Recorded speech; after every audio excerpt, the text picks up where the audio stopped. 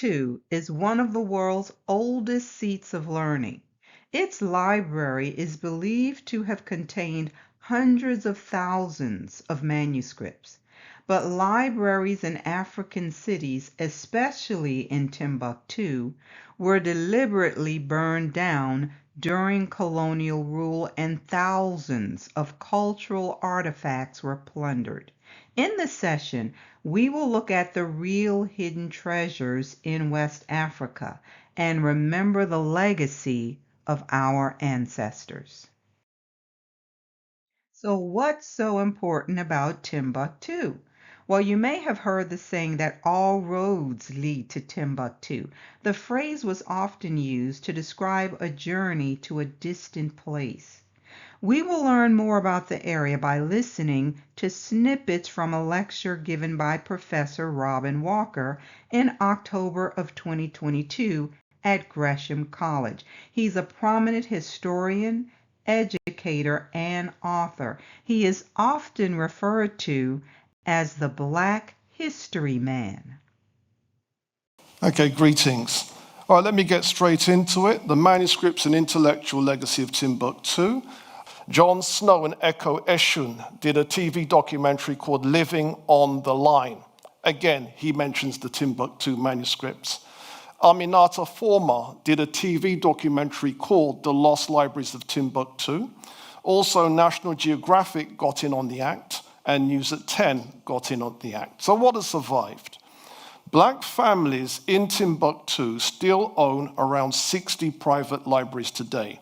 And these family collections have survived political turbulence, climatic fluctuations, and despite floods, fire, insects, pillaging, and plunder, wait for it, 1 million manuscripts may have survived. And let me quote a source.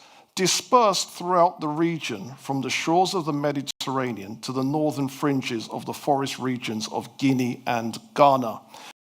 The good news is they didn't get them all, but they certainly destroyed a large percentage of the manuscripts. Now, considering how desperate Europeans and Islamist terrorists were to get their hands on those books, it's pretty amazing that 1 million survived. But it was only because the families in West Africa hid the books. Isn't that sad? So an excerpt from this Harper's Magazine article called How Timbuktu Saved Its Books says that the manuscripts show that Africa was not exclusively a place of oral history before colonialism, and that its history did not begin with the arrival of European explorers.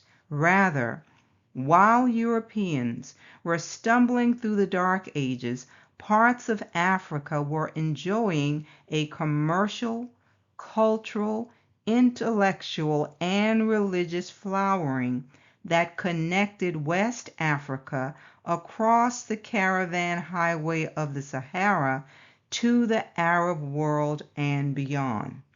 Now, here's a point that's often overlooked. The African Muslims in Timbuktu were primarily of West African origin, not Arab. And the other is that a lot of those West Africans being referenced were Israelites. However, during the colonial period, which is where France conquered West Africa, many manuscripts were seized and burned. And following natural disasters like droughts, many people buried their manuscripts and fled. Many families still refuse access to researchers for fear that the pillaging of the colonial period when France conquered West Africa will be repeated. So the big question is why hasn't all this been recognized before? Well, in 1894, France conquered Timbuktu. And during the colonial period, owners of manuscripts thought it prudent to hide them away or bury them, because they feared, perhaps correctly, that the French colonial power would seize those manuscripts. And it is only within the last 30 years that the intellectual life of this West Africa region has revisited the sun. Moreover, during the French colonial period, French was imposed as the main language. Let's do a recap to make sure we get this. In 1894, France conquered Timbuktu. During the colonial period, owners of manuscripts hid them away and sometimes buried them. Why? They feared the French colonial powers would seize them. And it's only within the last 30 years, family, that the intellectual life of this region has revisited the sun, which means those books are just now coming to light.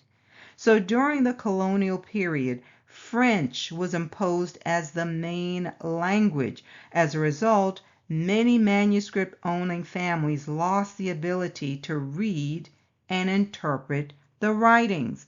And of course, for us, there's also the challenge of the Hebrew writings being translated into other languages. So over the course of the centuries, we, our people, were forced to learn many different languages. Okay, so that gives you some idea of the intellectual culture. So how did all this come to an end? Well, we read that in Morocco, political problems were kicking in. Morocco, then as now, still had a large black population. And the Sultan of Morocco at the time was Mohammed XI. He is referred to as El Sultan Aswad, so we know he's black. He was overthrown. And the person that overthrew him was Sultan El Mansur of Morocco, who then secretly negotiated a deal with Queen Elizabeth I of England. And you had English arms trading, just as England is a leading arms dealer today, was back then. And you had English arms and European soldiers accompanying those arms, which were then ended up under the direction of Sultan El Mansur of Morocco. They invaded Songhai in 1591 and destroyed it. So we get the destruction, we get the theft of gold and resources. A Moroccan source says that 1,400 goldsmiths were employed in the Marrakesh palace just to melt down Songhai gold. Let me give you that figure again. 1,400 goldsmiths. You also had the enslavement of the intelligentsia. Large numbers of professors from Timbuktu, Jenne, and the other places ended up in chains, including Professor Ahmed Baba. And that's how Ahmed Baba came to address the Moroccan Sultan and complain that, yes, he had the smallest library of his friends, 1,600 books, but the Moroccans had confiscated it. We also got the attempted confiscation of archives and literature. That's why so many black scholars believe that the Timbuktu heritage has been destroyed, and it was destroyed in 1591. But we now know that 1 million manuscripts have survived. And then with Songhai out of the way, what were the consequences for West Africa? The consequences for West Africa is 2/3 of West Africa were under one government right up until 1591. Now, 2/3 of West Africa is under no government. And this would then allow Europeans to intensify what's going to become known as the transatlantic slave trade. The fundamental truth here is that historical records were in West Africa leading up to the slave trade, and that information would have demolished the narrative depicting the people as savages with no intellect. So those who came in to steal, exterminate, and destroy relied on the curse of Ham myth as justification for perpetual slavery. So any evidence contrary to that had to be destroyed. Professor Walker also talked about what life was like in Timbuktu. It's quoted that Timbuktu had no equal cities of the blacks and was known for solid institutions, political liberties, purity of morals, security of its people and their goods, compassion towards the poor and strangers, as well as courtesy and generosity towards students and scholars. There were numerous judges doctors of letters and clerics there. But listen to this. More profit was made from the book trade in Timbuktu than any other line of business. So I have no doubt that some of our manuscripts were also there. Ancient Ghana, this was the first of the West African desert empires, and at its height in the 10th and 11th centuries AD, the empire ruled territories that we would today call Senegal, Gambia, Guinea, Mauritania, and Mali. The capital city was called Kumbi Saleh, and there were two waterways running through the empire. One was called the Senegal River, and the other one was called the Niger River. Essentially, half of West Africa was under one imperial structure. We have an account written by medieval philosopher Ibn Khaldun, the philosophy of history, where he says, at the time of the conquest of northern Africa, and I've put in brackets, by the Arabs between 639 and 708 AD, some merchants penetrated into the western part of the land of the blacks and found among them no king more powerful than the king of Ghana. His states extended westwards to the shores of the Atlantic Ocean. Kumbi Saleh, the capital of this strong populous nation, was made up of two towns and formed one of the greatest and best populated cities in the world, says Ibn Khaldun.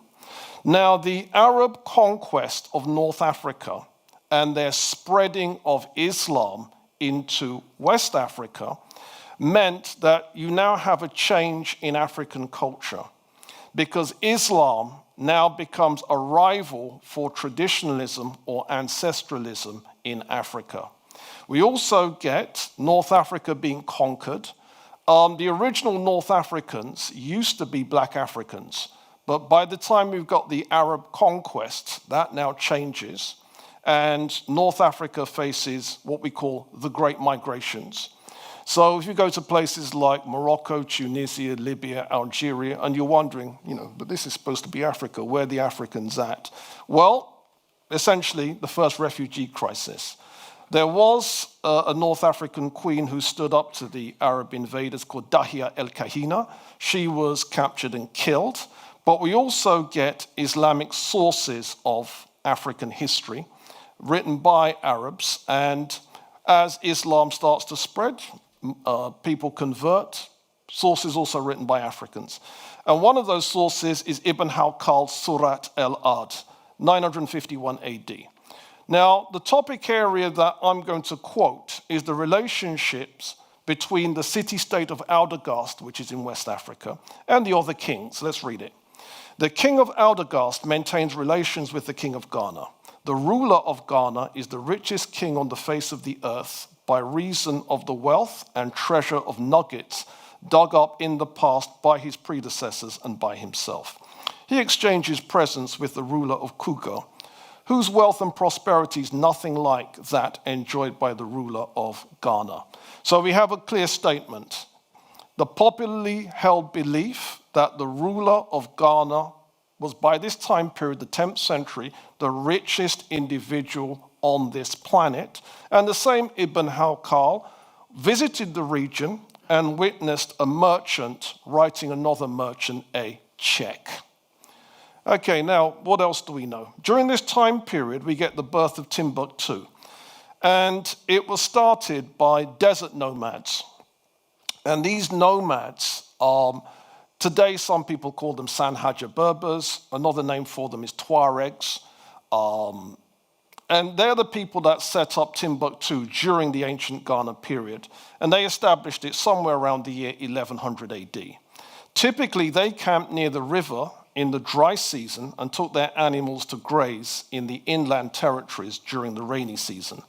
While the nomads were away, they entrusted their belongings with their slaves, one of whom was called Buktu. This is the typical story. And the campsite was thus called Tim, which means the well of Buktu, Timbuktu. What began as a semi-permanent nomadic settlement evolved into a town and then later a city of permanent settlement. And from 1100 to 1300, the city developed into a thriving commercial center. Now, how did it develop into a thriving commercial center because of trade. Timbuktu became a center of commercial exchange between Saharan Africa, tropical Africa, and Mediterranean Africa. Mediterranean Africa is now Arab North Africa. Now, acting as a magnet, Timbuktu attracted men of learning and men of commerce. It benefited from the gold trade coming from the southern reaches of West Africa. It benefited from the salt trade coming from the Sahara Desert. And approximately 2/3 of the world's gold came from West Africa by the time we get to the 14th century, the 1300s. Now, the products themselves, textiles, tea, and tobacco were imported into this region. Based on the number of poems about tea found amongst the manuscripts of Timbuktu, this was clearly an extremely cherished item. Tobacco had even been approved of. There's a treaty by Timbuktu professor Ahmed Baba called, check out the title, On the Lawfulness of Tobacco Usage. And Baba claimed that it was neither a narcotic nor an intoxicant. However, the most profitable trade item in Timbuktu was books. The Tariq al-Fatash, which is another of the medieval chronicles, says that the king bought a great dictionary for the equivalent price of 2 horses. And buying books and displaying books was a source of wealth and a source of prestige. So this is the area we're talking about here in West Africa. It's where Europeans came to get their resources: ivory, gold, artifacts, people. It didn't matter. And let's just be honest. They came to get intellectual property. Those resources were taken for a reason, and it's still happening today. Now let's see what was happening in Europe during the golden age of Timbuktu. We'll read some excerpts from this JSTOR article. It says, founded sometime before 1100 AD, Timbuktu quickly grew from a seasonal camp for storing salt and other goods to a major center for caravan trade. Travelers coming from the west brought gold to trade for salt from mines to the east. Some of these travelers chose to make the location their permanent dwelling, and before long the town became a city. By the early 1300s, Timbuktu belonged to the Empire of Mali and was truly prospering. People came from across the continent. During this period, Europe was awash in rumors of Timbuktu's seemingly endless wealth and resources. So the Europeans heard about their wealth and what was happening in Europe. It says, while Europeans struggled with a minor ice age and the bubonic plague, they dreamt of streets lined with gold in Timbuktu. So Europeans were struggling through an ice age and plagues. So this says it wasn't until the late 15th century, however, that Timbuktu experienced its golden age. But it was books, not gold bars, that brought Timbuktu its prosperity. Hundreds of scholars studied at the nearly 200 maktabs. These were schools, and these scholars worked as scribes, thus increasing the number of manuscripts in the city. I'll drop down. It says, University's Brent Singleton wrote, the acquisition of books is mentioned more often than any other display of wealth, including the building and refurbishment of mosques. So Timbuktu was one of the world's great centers of learning. Never had African Muslims seen a better time to be a scholar. And this is where I want to spend some time, because the narrative here would make you believe that the Muslims being referenced are Arabs. But who were those African Muslims associated with the intelligentsia in Timbuktu? We need to keep digging. I'll share some information from this book by John Hunwick called Jews of a Saharan Oasis: Elimination of the Timanted Community. And let's remember, that they called the descendants of the house of Judah Jews. So I'll read it as Yehudi or Israelite. But it says, Israelites spread out from Israel into northern Africa after the Roman destruction of much of Jerusalem in 70 AD. So where did they go? They settled in Saharan oasis. So this book is highlighting the destruction of one of their communities, and it was justified by Islam based on arguments with translations of Arabic Islamic writings on Israelites and their rights to pursue their own religion. So the argument enabled many Yehudis to remain in North Africa after Arab conquest of the region. However, it says after Yehudis living in Tlemcen, and this is in Algeria or in the oasis of Tuwat, after they became too involved in trans-Saharan trade, even with Muslims, strong opposition to them occurred. Now, why would strong opposition occur? Because of them trading with their neighbors.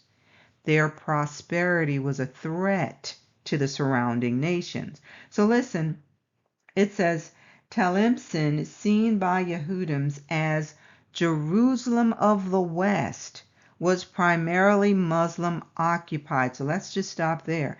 They were calling this area Jerusalem of the West. Do you see what's happening here? Our people were trying to rebuild, but the area was primarily Muslim occupied, and for economic reasons, the Israelites living there became greatly disliked on account of their trans-Saharan trading, mainly for gold. And most of you know what happened next. Their neighbors began selling them because they were envious. So they were identifying this area as Jerusalem of the West. It goes on to say, so a Tlemcen scholar who spent time in Tuwat used Islam-based arguments to destroy their synagogue and expel them. He also had the Yehudis excluded from the Songhai Empire. So the Israelites continued to be persecuted after the siege in Jerusalem. They would run to a new place and try to reestablish themselves, then build places of worship, only to have them destroyed again. Eventually, many of them were caught up in the sub-Saharan and transatlantic slave trades, and the wealth was stolen. What else can we find out about the Yehudims living in Tlemcen region in Algeria? So this article is entitled Kasbah of the Jews in Tlemcen region, Algeria. It says one of the southernmost Israelite sites in Algeria, the Kasbah of the Israelites, is a still standing monument to the Israelite empire that once dominated this remote region of Algeria, known as Tuwat. Now, hold on, family. There was an Israelite empire in Algeria? Listen, it goes on to say, the building is a desert fortress where Israelite merchants would store their wares to protect them from raiding nomads. Several of these fortified warehouses remain in the area surrounding the oasis of Tlemcen, the one-time capital of the Tuwat Empire. At least 3 of the fortresses are still identified by local residents as having been built and owned by Israelites. Family. Interesting. Let's keep going. The article goes on to talk about this area, Tuwat, and it's saying that this was called a mini Israelite empire. It began to develop in the Sahara in the 6th century. It had fortified villages built with surrounding water holes. Also, the central oasis of this town was called an Israelite town. It once had 18 quarters, and a complex system drawing water from wells to irrigate the area. It says many of these Israelites were farmers, others were merchants who dominated the gold trade, and others were warriors. So do you think this would have caused their neighbors to be envious? Absolutely. So it says, in fact, nomadic Israelite tribes with roots going back over 2,000 years could still be found in Algeria into the 20th century. So it recounts this situation with this scholar, this Muslim scholar, who wanted to have the city or the town destroyed because, according to him, he said they were going against Islamic laws. So he said they violated their pact with the Muslims, and as a result, they forfeited the protection that it afforded them by not paying the ziza. This was some payment they were supposed to make, but it says they didn't pay it in abasement and humiliation, and they were rebelling against their laws. So they had their synagogue destroyed, and not only that, they massacred a number of them. This happened in 1492. This year keeps coming up. What else happened in 1492? So many were massacred, and the survivors fled throughout the region. Some took shelter with the Tuareg, and listen, today 3 Tuareg tribes have clear Israelite roots, it says. And it says others began to run into other northern cities.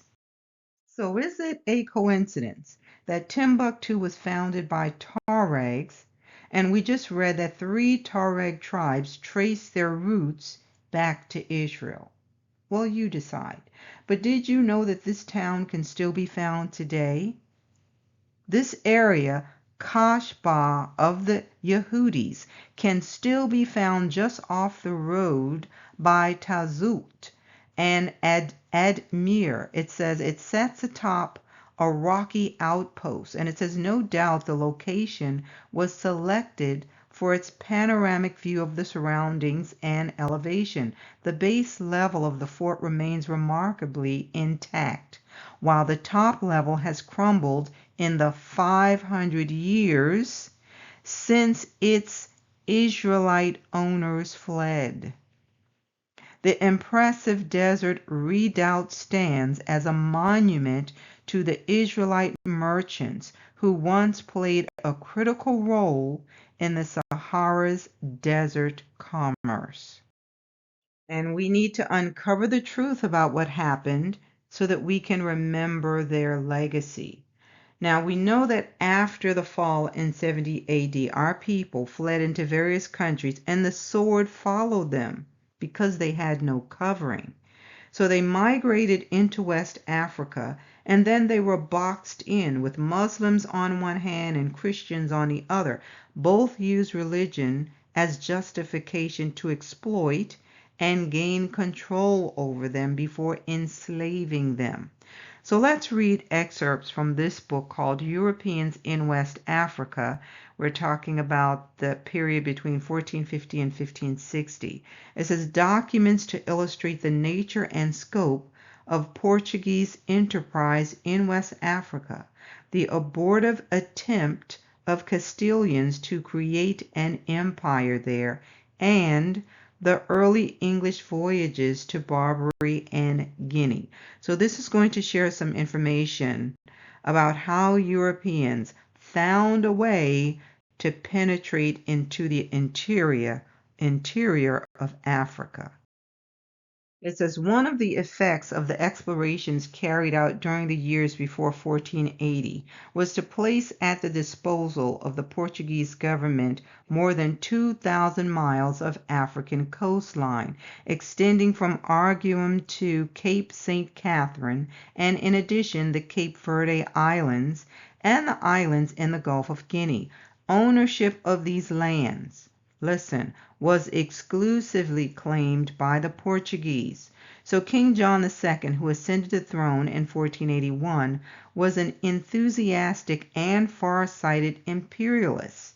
And in 1486, in order to advertise his claim, he assumed, listen, the title of Lord of Guinea. 7 years later, he tried to strengthen his claim and to consolidate his position in West Africa by persuading the Pope to confirm the earlier bulls, which had conferred all the land of Guinea upon his predecessor, Afonso V. Afterwards, the kings of Portugal refused to acknowledge that any person, you have to hear this, had any right to go to West Africa without the license or commission of themselves or their accredited agents. Family, did you hear what I just said? The kings of Portugal would not allow anyone to go to West Africa without their approval.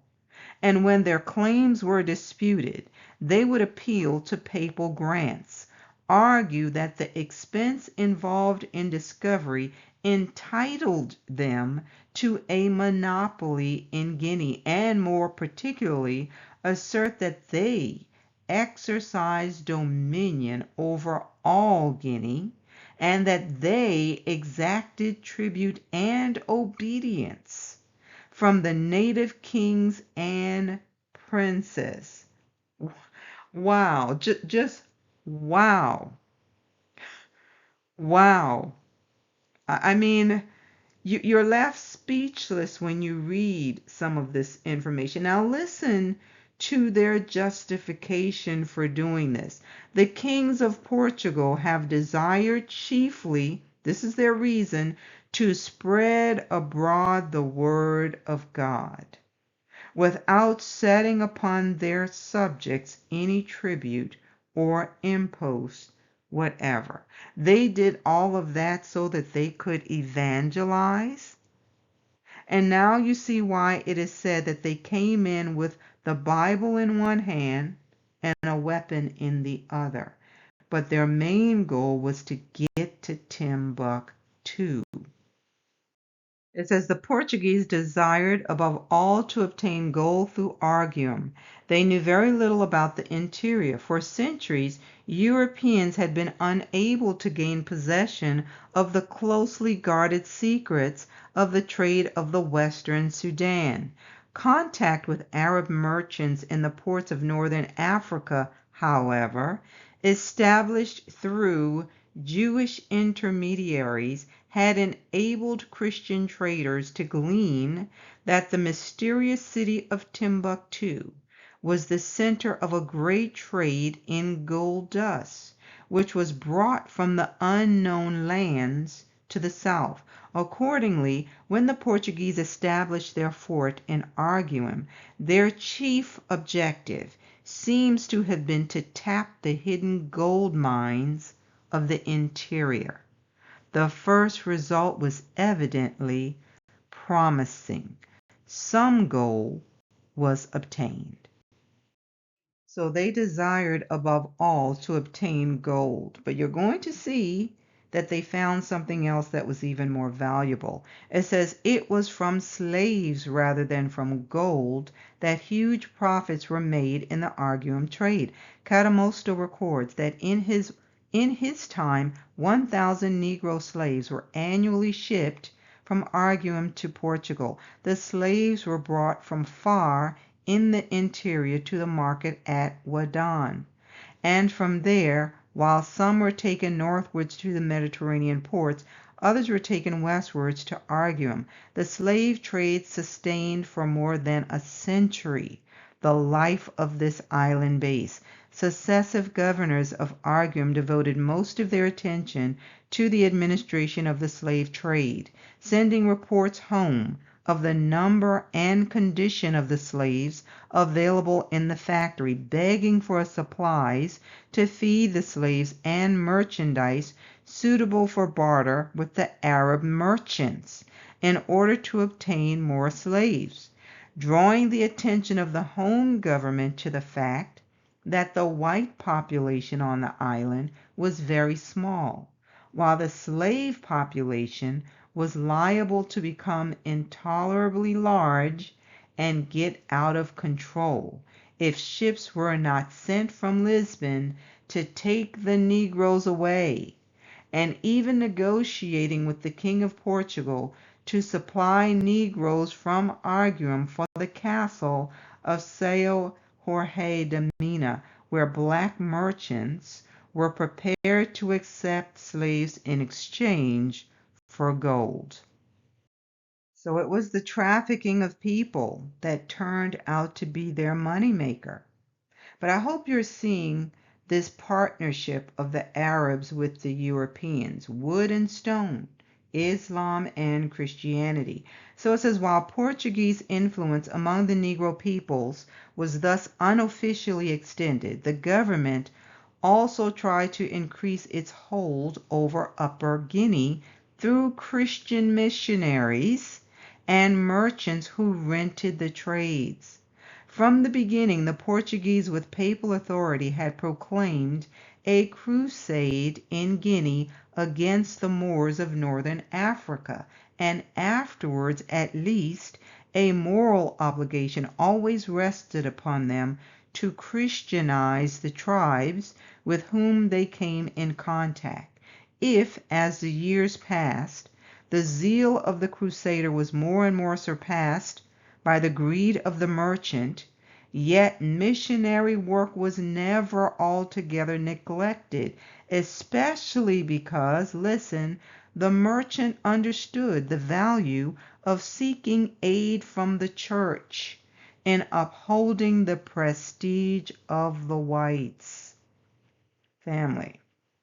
Hopefully you're beginning to see the real reason for sending missionaries to the continent. They say it was to spread the word, but it was bait and switch. How is it that they arrived on the continent and the people are prospering, and when they get there, the people are left in chains and in poverty? Answer that question.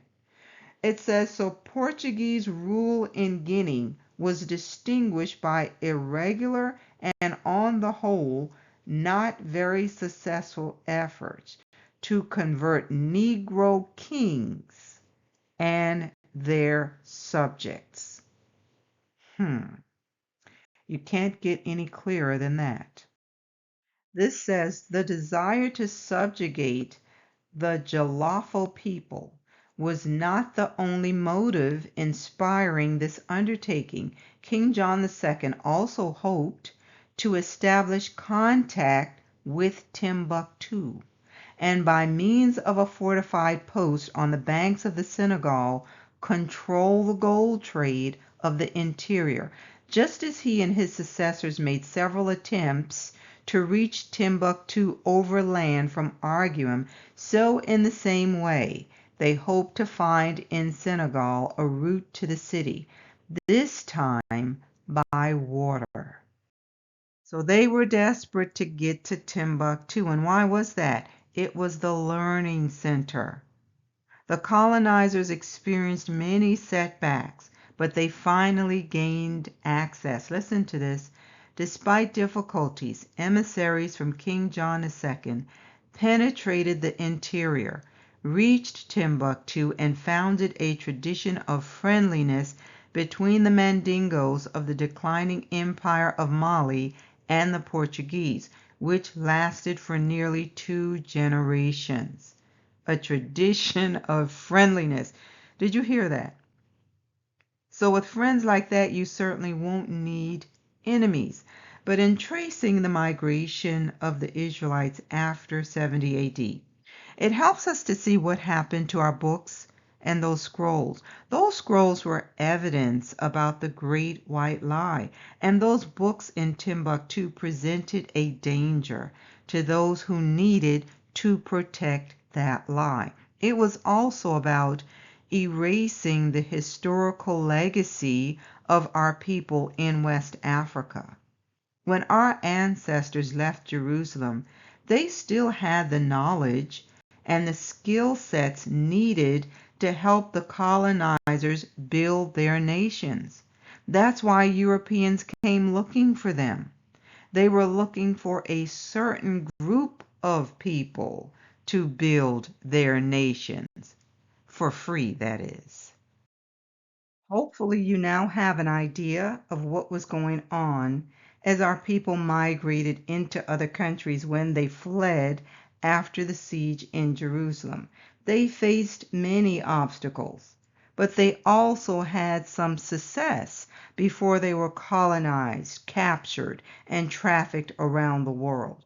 The other thing to remember is that it took time for us to forget our heritage and our language. It was a process, even forcing them to change their name and passing laws making it illegal for them to read. This was all about cutting a people off from being a nation. So just know that it didn't happen overnight. It took centuries, but now you can see how it happened. Listen to this from Micah 4:6-7. In that day, saith the Most High, I will assemble her that halteth. He's speaking about Israel. And I will gather her that is driven out, and her that I have afflicted, and I will make her that halted a remnant, and her that was cast far off a strong nation. And the Most High shall reign over them in Mount Zion from henceforth, even forever. So, family, there is a remnant that's now waking up to the truth about who they are. And we have a promise that the Most High will make us into a strong nation. He will rule over us. And I'm certainly looking forward to that day. How about you? So we will end it there and pick up here next time. But if this message has been a blessing to you, please remember to hit the like and share it. You're also welcome to subscribe if you have not already done so. We normally upload messages on Sunday mornings at 8:30 a.m. Yah willing. So until next time, be blessed, family.